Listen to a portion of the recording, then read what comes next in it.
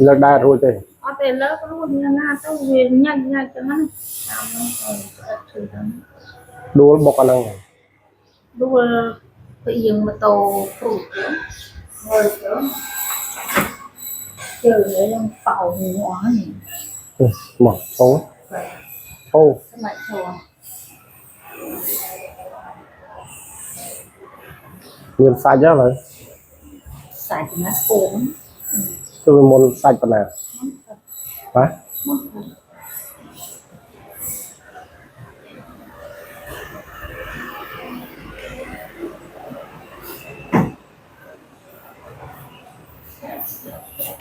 còn tơi lắm mình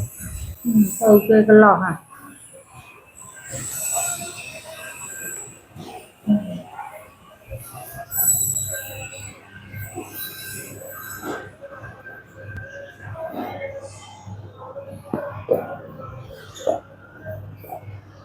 rồi ôi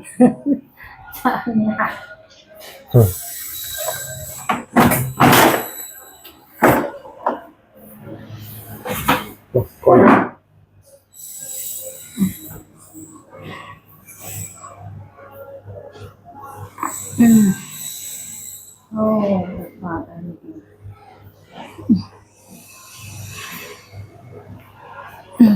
không trăng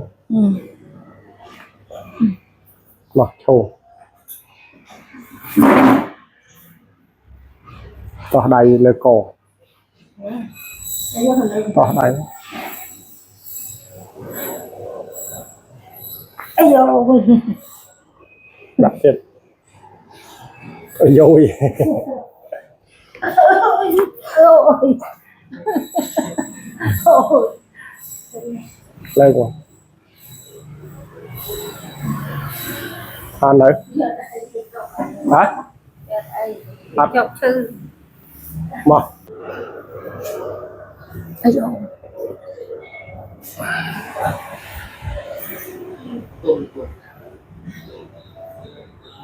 đây đây ăn đấy bá ăn nữa nè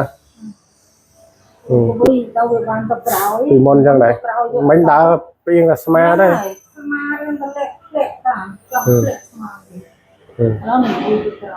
lấy cái vi ba này mà tôi muốn là ba này muốn ba cái vân này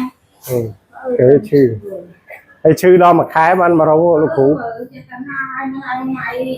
con để ô cho mau cho con cho